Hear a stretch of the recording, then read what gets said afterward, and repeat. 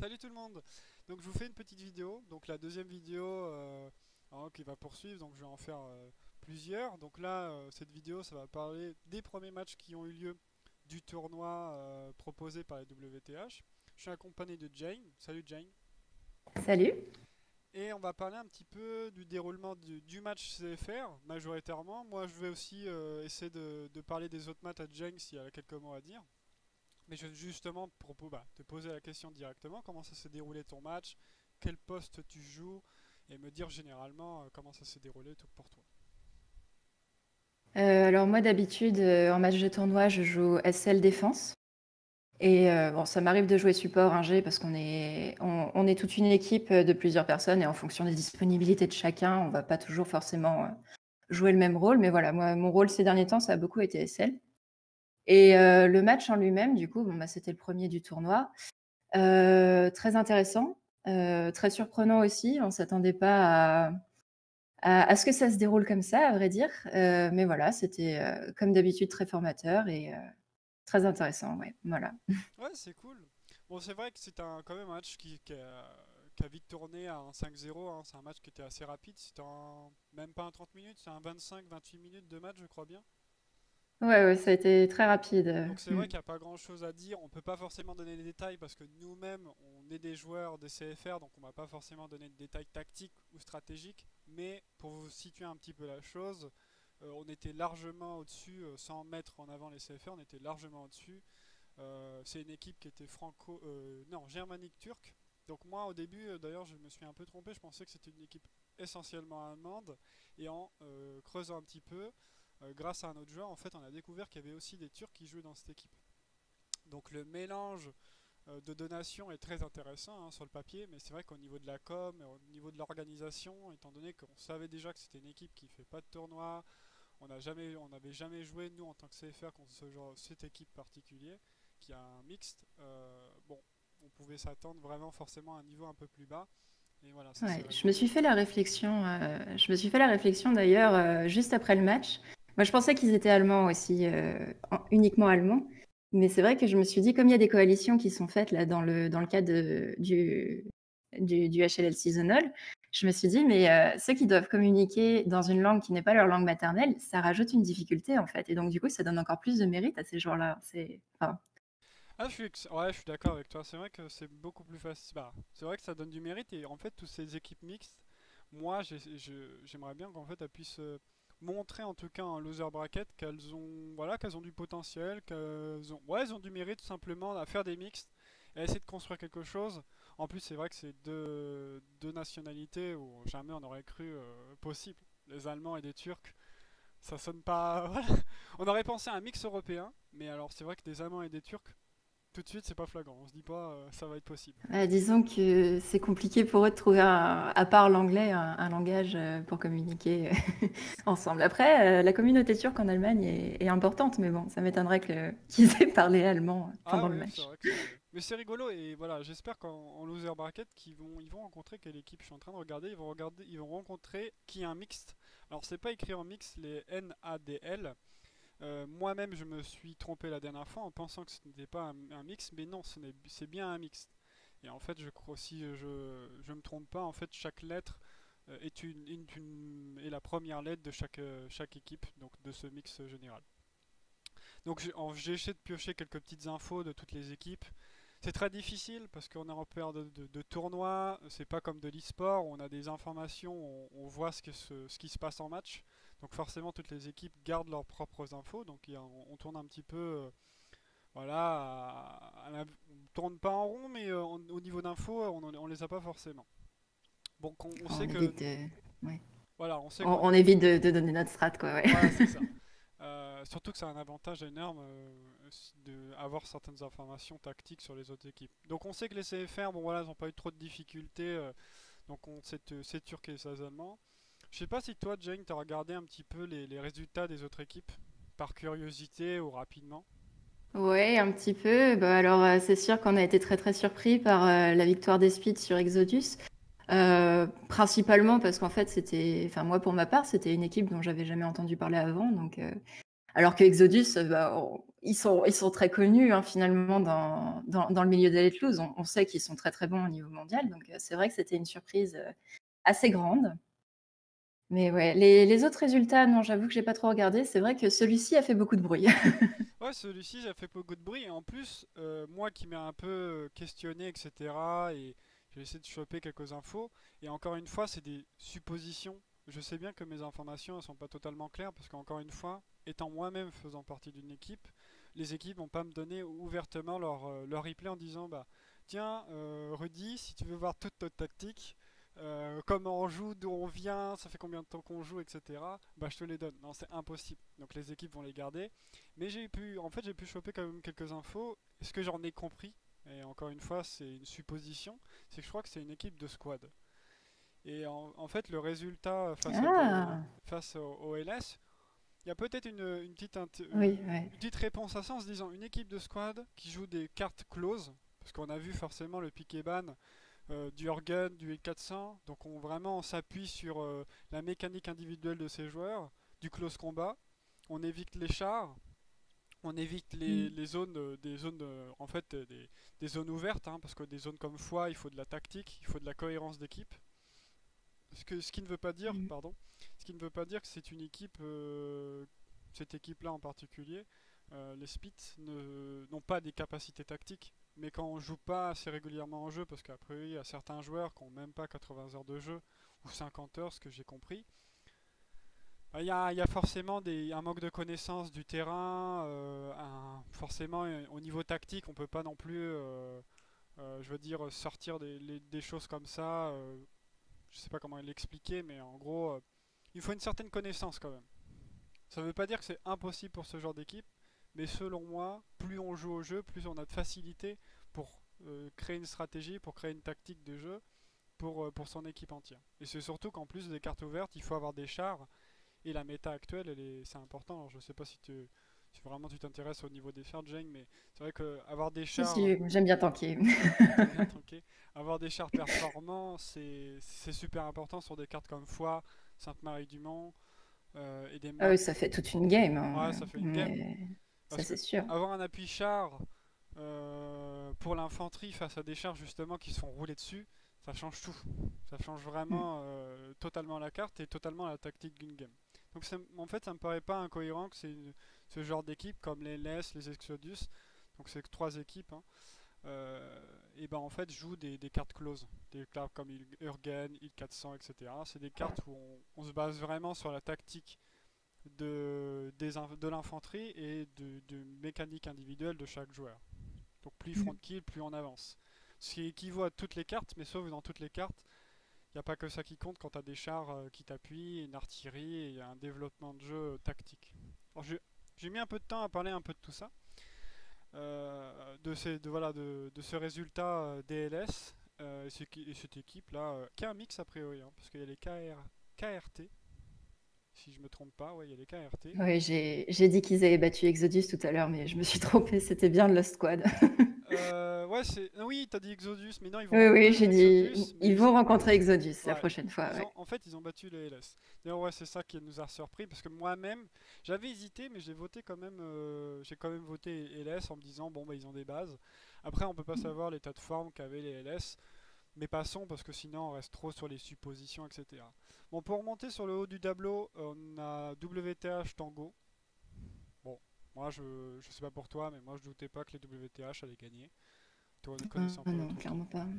Voilà, c'est ça, c'est pareil, c'est une équipe dont j'avais honnêtement jamais entendu parler avant, donc instinctivement, c'est sûr que j'avais pensé à WTH comme les vainqueurs. Ouais. Les hockey et les PBS, moi je prononce toujours comme ça. Moi pour moi c'était toujours les hockey. Bah, c'est une équipe en fait qui participe déjà au tournoi des 23 actuel qui est aussi en cours. Et c'est une équipe où en plus le fait qu'ils participent à d'autres tournois, ça montre qu'ils ont une certaine rigueur et qu'ils font beaucoup de matchs. Et moi, quand on a une équipe qui se montre ouvertement à faire d'autres tournois, à faire des matchs, etc. C'est une équipe qui va avoir beaucoup d'expérience, donc qui va s'amener lui-même de l'expérience, contrairement au PBS, où la seule info qu'on avait, c'était que leur meilleur joueur était parti chez Exodus, et qu'aujourd'hui, c'est plus l'équipe que c'était. moi, encore une fois, c'est ma position. Ça veut pas dire que c'est une équipe qui peut rien faire, mais c'est une équipe quand même. Deux infos voilà, qui penchaient sur les hockey, et puis ça s'est prouvé, puisque les hockey ont gagné 5-0. D'ailleurs, il y avait un petit gameplay de la part des PBS, mais j'ai pas vraiment regardé parce que la carte est cachée, etc. Et forcément, bon, regardez un soldat courir, on comprend pas vraiment le jeu. Et puis comme le joueur est un SL, je crois, si je me trompe pas, on voit souvent la carte en fait, Jane. Donc en fait, on passe notre temps Hmm. plus à voir une image qu'à avoir du gameplay. Encore, ça serait un Raffeuilleman, il ferait plein de kills, etc. Là, le gameplay est intéressant à regarder. Quand c'est un joueur qui regarde beaucoup sa carte, en fait, ça casse le jeu. Tu dis, ah maintenant Ah, tu c'est regardes des sûr que images. ouais. Donc j'ai pas. Regarder la POV d'un SL en match, c'est vraiment pas intéressant. Ouais, surtout que maintenant ils cachent leur carte, donc tu vois rien. Et il avait très bien caché. Donc gros point pour les PBS, avaient très bien caché leur carte, on ne voit rien. Bon, bah, pour nous, voilà, on en a parlé tout à l'heure. Le mixte, alors la dernière fois je me suis trompé. Les NPA, c'est les anciens Dix. Toi, tu dois être au courant de Jane parce que Eventis a dû te le dire, mais c'est les anciens Dix. Et les NADL, que je connais pas, qui est un mix aussi. Euh, les connaissant pas cette équipe, etc. J'avais pas vraiment d'infos, etc. J'aurais pas parié forcément sur les NPA parce que je savais pas que c'était les anciens Dix. Au jour d'aujourd'hui, le sachant qu'ils ont gagné 5-0, etc., ça ne m'étonne pas. Pas en comparaison du niveau qu'ils avaient avant, parce que je pense qu'ils faisaient énormément d'erreurs, faut pas se mentir. Et, au niveau tactique, des choses à revoir. Mais le fait qu'ils ont changé de nom, etc., en fait, ça me pose la question sur est-ce que ça serait pas une équipe qui aujourd'hui a de la volonté de s'améliorer, de progresser et avoir peut-être une sélection de joueurs plus motivés pour construire un jeu. Je sais pas ce que tu en penses, Jane, mais moi Oui, ça ressemble à ça, ouais. quand je vois ça, etc., de ce qu'on m'a un peu expliqué, Venti, c'est à peu près ça. Pour moi, c'est ça. Il y a une certaine volonté de changement et de vouloir progresser, et c'est vraiment cool. Surtout que c'est une équipe qui a, quand t'as de l'ambition, et les Dix avaient un certain niveau quand même, ils pouvaient arriver à construire quelque chose. Donc si les joueurs les plus motivés sont encore là, c'est génial. Donc les LS, bon bah, ont perdu, hein, 4-1. On peut pas vous expliquer plus en détail, mais on en a beaucoup parlé tout à l'heure. La team Exodus, c'est le mixte, un mix allemand, je crois, si je me trompe pas. Euh, bon, bah, étant donné qu'on connaît pas non plus ce mix, connaissant un peu les Exodus, leur manière de jouer, forcément, voilà, on s'étonne pas du 5-0. Les HLTC et Easy, voilà, les HLTC ont gagné. Bon, leur dernier résultat du premier tournoi du WTH, on se dit, bon, bah, ça a une certaine logique, même si j'aimerais bien que les Easy voilà, en fait, gagnent leur petit match. Moi, j'avoue que c'est une équipe, en fait, c'est un peu une équipe cœur. C'est une équipe, on la voit souvent, on la voit faire quelques tournois, et t'as envie qu'elle gagne un petit match en disant, mais ouais, bah, moi j'ai perdu tous mes matchs 5-0, le premier tournoi, j'aimerais bien qu'elle gagne un petit match juste pour dire, finalement, je peux faire quelque chose. Je sais pas ce que Ah t'en ouais, penses, c'est Jane, sûr. mais Ah voilà. ouais, non, mais clairement. Et puis en plus, Easy, c'est une équipe qui s'investit tellement sur la communauté d'Athlètes à l'international. Enfin, ils font tellement pour la communauté avec leurs serveurs, leurs discussions, leurs tutos. Tu te dis, bah ouais, enfin, t'as envie qu'ils récupèrent un peu tout ce qu'ils donnent, quoi. Ouais, c'est vrai. Mais c'est vraiment une équipe cœur. Même sans même savoir ces informations-là. Je sais c'est une Ah équipe ouais, je cœur. comprends. C'est une équipe cœur, j'ai envie qu'elle. En fait, c'est.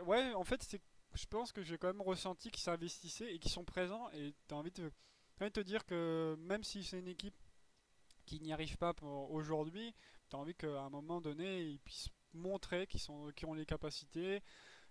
Quand même, ils sont capables d'aligner 50 joueurs avec une autre équipe, donc ils font un petit mixte. Mais aligner 50 joueurs, c'est quand même difficile. Donc c'est des équipes, tu as envie de dire, j'ai envie que vous gagniez un match et je suis de tout cœur avec eux. Donc les 82 AD, une équipe américaine, donc un mix américain. Euh, bon, moi j'avais parié pour les 82 AD. Le résultat est cohérent, c'est-à-dire les 82 AD. On sait pas quoi penser. C'est une équipe, ouais, ça change tout le temps. Tactiquement, on comprend pas. De ce que j'ai très rapidement regardé, hein, quand je dis très rapidement, c'est regarder quelques images, etc. J'ai pas voulu vraiment aller en profondeur parce qu'on voyait pas. Je crois que si on voyait les cartes, mais c'était pas si intéressant. Il manquait des garnisons, donc c'est un peu, voilà. il y a un peu, il y a beaucoup de manque et c'est pas forcément intéressant à regarder en profondeur. Et quand une game dure 1h30, c'est très très long. Mais j'ai regardé quelques détails et c'est ça, il manquait des garnisons, etc. Donc le 3-2 en fait n'est pas étonnant et bon, les retrouver contre les HLTC, ça va être quelque chose. On va parler du loser bracket et puis après on reviendra, Jane, si tu as encore le temps, sur les futurs matchs qui vont arriver. Mais là on va Ouais. commencer déjà pour les futurs matchs, mais pour le loser bracket. Donc tu as les Tango face au PBS. Je sais pas si tu as déjà un petit avis pour ce match-là, qui tu mettrais en premier, qui selon toi va passer cette première phase de poule en loser. C'est compliqué à dire parce que j'ai vraiment aucune connaissance des tangos. Après, le truc aussi, c'est que Powerbeat, c'est pareil, c'est un clan qui fait beaucoup pour la commu, mais c'est aussi un clan qui a énormément de membres. Et donc, du coup, la question, c'est à quel point leur line-up tourne en match. Est-ce que c'est toujours les mêmes joueurs? Parce que c'est vraiment ça qui va faire aussi. Dans un tournoi, c'est hyper important que les joueurs se connaissent et pour pouvoir justement mettre une strat au point qui valorise vraiment les points forts de chacun. Donc, c'est difficile à dire. J'aurais envie de mettre Powerbeats en winner, mais voilà, je sais pas. Non mais c'est bien, moi j'aurais fait pareil, pour la sécurité. Je vais pas vous mentir, je le fais pour la sécurité parce que c'est une équipe qu'on connaît un peu plus. Tango on la connaît pas, on connaît pas cette équipe, mais en regardant simplement les résultats sans regarder les matchs, on se dit quand même que ça va être une game qui va être intéressante pour eux.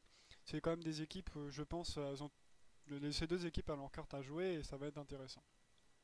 Donc maintenant nos germaniques turcs, là, donc ce mix, ce mix assez intéressant, et les NADL, alors à chaque fois j'ai du mal à le prononcer. Euh, voilà, je sais pas quoi penser personnellement, donc je sais pas si toi non plus tu as quelque chose à dire sur cette équipe, mais c'est vrai que Mm. c'est pas forcément Moi non évident plus, de. ouais. Mm.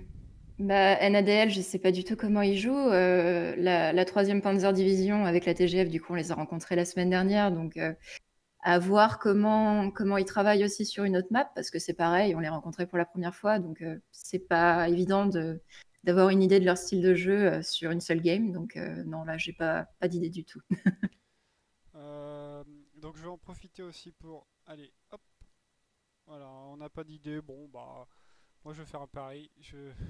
Allez, je vais faire avancer ces Allemands et ces Turcs juste pour leur nationalité. Qui en plus d'ailleurs, on avait profité pour aller sur leur Discord pour rigoler, etc. Et puis on m'avait dit on m'avait demandé si j'étais un espion. Et donc forcément, hein, je peux que espionner. Donc les LS et ce mix, encore le mix, bon, moi je pense que les LS vont passer sans souci, hein. Ah Là-dessus, oui. Mm. là je pense qu'il n'y a pas de souci. Et les Easy et l'équipe américaine, donc ce mix américain, même si les Easy finalement c'est aussi un mixte. Moi j'ai vu il y avait un système de vote sur le Discord des WTH. Et si je me trompe pas, je crois qu'il y avait beaucoup de gens qui ont voté pour l'équipe américaine. Je sais pas si tu as regardé toi personnellement, mais J'ai pas regardé pour les matchs à venir. Là, j'avais regardé le premier. alors je suis en train de regarder. Ouais, oui c'est Ouais. ça. Il y a quand même il y a quand même 58 votes pour l'équipe américaine et seulement Ah oui, dis 23 donc, ouais. Mm. pour les Easy. Donc c'est quand même Ah ouais. vraiment. Après, bon, malheureusement, pas avoir 50 joueurs de l'équipe américaine qui votent pour elle-même. Donc c'est vrai qu'à ce côté-là, où ça va pas vraiment dire grand-chose, mais je pense pas que ce soit vraiment les 50 joueurs qui se sont tous réunis en disant les gars, faut voter pour nous, on sait qu'on va y arriver. Non, je pense vraiment que c'est différentes équipes, différents joueurs qui sont intéressés par la compétition, bah, en tout cas de ce système de vote et qui ont voté l'équipe américaine. Même si moi je vais encore voter pour l'équipe Easy parce que c'est voilà une équipe cœur et j'ai envie qu'elle performe, mais si on en croit en tout cas des votes, etc., et malheureusement c'est encore des suppositions, j'ai cette impression que finalement, a priori, l'équipe américaine, bah, ce mix américain, a plus de potentiel de passer les poules. Voilà, après je sais pas ce que tu penses, Jane, mais c'est vrai que c'est des suppositions, on peut pas savoir. Mais bon, ça reste toujours Ouais. Mm. rigolo voilà, de se lancer sur qui va passer les phases de poule ou pas. Moi, je trouve ça. Ouais, je sais pas. Moi, j'ai bien envie qu'ils y gagnent, mais ça, c'est plus de l'affectif que vraiment de la logique. Donc, Ouais, c'est vrai. Maintenant, les WTH et les hockey. Match intéressant. Alors, même si en loser bracket, ça va être des matchs intéressants. Mais là, là, vraiment, je pense, selon moi, que là, tous les matchs qui vont arriver vont être des matchs très intéressants en termes de niveau. Et le niveau commence à se resserrer. Alors, je sais pas ce que tu penses, toi, mais WTH hockey, ça va être un match intéressant. ouais, je pense que vraiment, c'est dommage, encore une fois, qu'on puisse pas avoir des POV plus complètes. Mais bon, c'est le jeu, hein, mais Ouais, c'est c'est vrai le que jeu. je pense que ça va être un match très, très intéressant. Ouais. Donc, toi, tu voterais pour qui? WTH ou hockey? Ah, c'est compliqué. Donc tu as un Moi, je... mix, tu as les WTH qui Ouais. parlent anglais et tu as les hockey qui sont allemands. Alors ça c'est petite information en plus. Hmm. Oui, d'autant plus que WTH, ils ont vraiment plein de nationalités. Donc, bon, après, si c'est des joueurs qui ont l'habitude de jouer ensemble, la langue ne représente pas forcément un problème. Euh, Ah, c'est compliqué à dire. Je sais pas. Ah, moi, je parierais sur les WTH. Alors j'ai fait de même. J'ai parié sur les WTH. Parce que comme je l'ai dit sur la première vidéo, c'est une équipe qui pour moi a une intelligence de jeu qu'on retrouve pas forcément dans les autres équipes. CFR y compris, hein, je prends vraiment toutes les équipes. Il y a une intelligence de jeu, il y a vraiment, on approfondit sa tactique, etc. Et c'est vraiment en fait, c'est le côté où c'est une équipe complète. Le WTA, je trouve, c'est une équipe complète parce que elle a de bons Mm. chars, elle a une bonne infanterie, une bonne artillerie, et c'est des équipes qui font peur à ce niveau-là. C'est pour ça que pour moi d'ailleurs on gagnait les LS parce que tactiquement c'est une équipe complète à tous les niveaux et une équipe complète qui peut jouer toutes les cartes. Elle n'est pas obligée de, comme les LS, comme les Exodus, comme les Split, de jouer des cartes Orgun, I400. Bah, une fois que tu les bannes, bah, c'est fini. Donc ils sont obligés de Mm. jouer sur de l'inconfort, faire jouer des joueurs en char. Et surtout qu'aujourd'hui, le potentiel des chars est très important. Donc voilà. Donc maintenant, toi tu vas pouvoir dire les CFR direct, y a pas de souci. Mais les CFR et les anciens Dix, voilà. Pour qui tu votes? Ah bah on a bien espoir de gagner quand même, ça Oui. c'est sûr. Même moi, sans être, voilà, voilà, je suis un CFR, mais sans exagérer, je pense quand même que en termes de, je sais pas, de niveau de jeu, je pense que les CFR sont au-dessus, même si je pense que ça va pas être forcément un match facile, etc. Alors, malheureusement, on n'a aucune info sur les Dix, des anciens Dix, pardon, comment ils jouent, etc. Mais je pense quand même que les CFR sont légèrement au-dessus en termes de niveau. Et ils ont un peu ils se rapprochent de plus en plus les CFR des WTH. Complet, selon moi, encore une fois, sans donner trop d'infos, mais une équipe complète, les CFR qui commence à avoir vraiment des bons joueurs à tous les niveaux, que ce soit artillerie, char, infanterie. Et j'inclus la Roco dans l'infanterie. Je trouve qu'ils ont un niveau complet. Bon, je sais pas ce que tu en penses toi, sans en dire trop de l'équipe elle-même, mais c'est Oui, ça. c'est compliqué de, de, de dire sans divulguer trop d'infos. Non, je Ouais, suis c'est ça. assez d'accord avec ton raisonnement et c'est vrai que tu retrouves un peu un truc qui peut paraître bénin comme ça, enfin vraiment mineur, mais qui pour moi est assez important aussi, c'est le côté un peu comment dire, communautaire finalement, parce que WTH, enfin tu vas sur leur Discord, c'est une bande de potes qui se marrent ensemble. Et je pense que ça joue aussi dans la cohésion d'une équipe et dans son efficacité. Et c'est vrai que les CFR, on commence à se rapprocher un peu de ça, quoi. On commence à bien tous se connaître. Et non seulement c'est agréable, mais je pense qu'en plus c'est efficace, quoi. Ouais, clairement. Clairement. Passons les Exodus et ceux qui ont battu les LS. Moi, j'ai mis, alors toi tu le vois pas directement, mais je les ai entourés en vert. Et je pense vraiment que c'est un match intéressant. S'il y avait un match à regarder, ça serait celui-ci. Parce Oui, qu'il y a une clairement, équipe ouais. qui a sorti une grosse équipe, en tout cas reconnue comme telle. Après, peut-être que les LS, c'est simplement, ils sont complètement foirés. Ce qu'il faut savoir, c'est que les LS jouaient côté US sur Urgen. Et US côté Urgen, il y a des gros problématiques au niveau du positionnement des blindés, au niveau du retard au start, parce qu'on a un retard énorme. Et les camions, c'est infâme. Les camions pour Northpass, en plus c'était le point de Northpass, le camion de transport sert à rien pour aller directement sur Northpass. Et les camions de supply, Arrivé sur North Space, on peut plus remonter. Pour ceux maintenant qui le découvrent que maintenant, en fait, le camion de supply, si vous allez vers North Space, en fait, on peut plus remonter le camion sur le petit S. Donc on est obligé de passer bord de carte pour faire le retour. Donc en fait, c'est un one shot. Et c'est vrai que c'est compliqué. Ils avaient vraiment une position juste très compliquée et peut-être tout simplement ils ont mal joué. Mais si on part pas de ce principe-là et que c'était les LS tels qu'on les connaît, bah c'est juste que l'équipe en face était bien meilleure. Et c'est pour ça que je pense que ça va être un match intéressant contre les Exodus. Donc Mm. voilà. Donc tu voterais pour qui? Ah bah là Bah ça va alors, être difficile mais... ouais, ça va être difficile, oui et non. Moi, j'aimerais bien voir les Exodus gagner juste à cause de l'arrogance dont a peut-être pu faire preuve les Smiths quand ils ont gagné contre les LS. J'ai pas trouvé ça très fair-play, mais bon. Mais sur un plan purement stratégique, ouais, effectivement, je pense que ça va pas être évident. Difficile de faire des pronostics et effectivement, c'est un match qui va être très intéressant de suivre. Bah moi j'aurais fait pareil, je fais le même vote que toi. Parce que j'ai plus de connaissances de comment jouent les Exodus. Et il serait plus facile, je pense, de jouer contre une équipe qu'on a connaissance qu'une équipe qu'on connaît pas vraiment. Après, je pense que les Mm. Exodus ont joué leur jeu sur les pick et ban. Même si j'ai peur pour eux, parce qu'au niveau des chars, il y a quelques mois, c'était vraiment pas ça. Quand je dis c'est vraiment pas ça, c'est qu'il y a. Moi, j'ai joué contre eux, contre un de leurs chars. J'ai pu gagner un duel contre un charman face à face. Hein, j'ai pu mettre deux roquettes à un charman de face et il m'a pas tiré dessus. Il y avait un tireur et un pilote dedans. Donc c'est juste pour situer, c'est pas pour dire ouais c'est des noobs, etc. C'est juste pour situer, pour vous montrer une situation qui me repose la question. Ouais, leur niveau de char, c'est peut se poser vraiment des questions. Et en plus, ils jouent une carte sur, ils jouent Saint-Marie du Mont, où les chars restent très importants. Ouais. Et c'est là où j'ai un peu d'inquiétude pour eux. Mais si ils trouvent des joueurs qui ont un certain niveau en char, je pense que ça va bien se passer.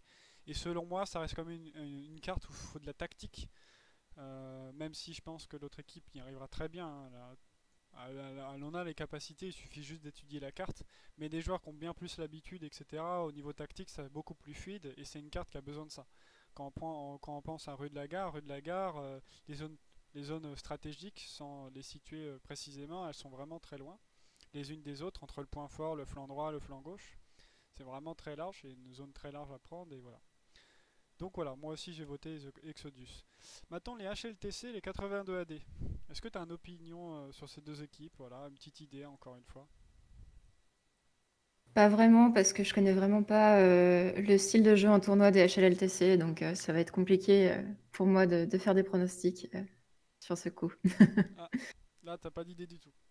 Non, Là c'est le bah flou. non, je connais pas du tout leur style de jeu en tournoi, donc Bah moi je vais me prononcer. Moi je pense quand même que c'est les HLTC qui vont gagner. Parce qu'encore une fois, pour moi les 82 AD, c'est une équipe qui a du potentiel, vraiment qui a du potentiel. C'est une équipe, j'espère qu'un jour elle va briller, qu'elle va montrer qu'elle est capable de faire des beaux plays, que tactiquement elle est capable de sortir des choses incroyables. Mais en fait, c'est juste qu'ils sont pour moi à la rue. Au niveau, vous regardez le gameplay, il y a des garnisons qui sont pas là. Tu te demandes comment ça se fait. Il y a beaucoup de questions qui se posent. Et moi, les HLTC, si je me fais juste référence à leur game qu'ils ont fait, à la game qu'ils ont, les games qu'ils ont fait au premier tournoi des WTH, bon, ils avaient montré de bons résultats, etc.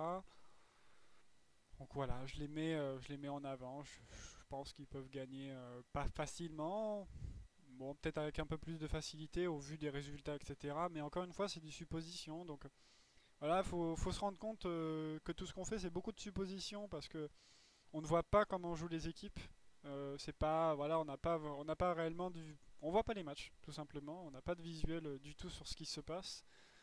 Donc on est obligé d'essayer d'apprendre, d'avoir des infos, et puis des fois il y a quelques infos qui sont totalement fausses, donc on découvre que finalement c'était faux et que c'était ça qui était vrai, etc. Donc moi je reprends les informations que j'ai depuis un an de toutes les équipes, de leur évolution, etc. Et les équipes ont tendance à avoir une évolution très lente, vraiment très très très lente. Et c'est pour ça que pour moi les PBS n'allait pas gagner en fait contre les hockey et que j'avais mis les hockey en avant et en partant aussi du principe que les hockey avaient un beau niveau parce que ils prenaient de l'expérience, ils jouaient énormément, etc. Ils faisaient des tournois, etc. Et ça pour moi ça a un impact en termes de voilà d'idées voilà d'idées un peu floues mais une idée un peu sur le niveau des équipes. Donc voilà, donc on a fait un petit peu le tour. On sait à peu près maintenant quelle équipe va passer les poules. Et bah moi je te dis Jane à la prochaine. Hein. Ouais, Puis je te à bientôt. remercie d'être là. Hein, c'était vraiment cool. Merci à toi. En plus la vidéo elle a pas duré trop longtemps donc je suis vraiment content. Donc voilà. Donc à la prochaine les loulous. Salut!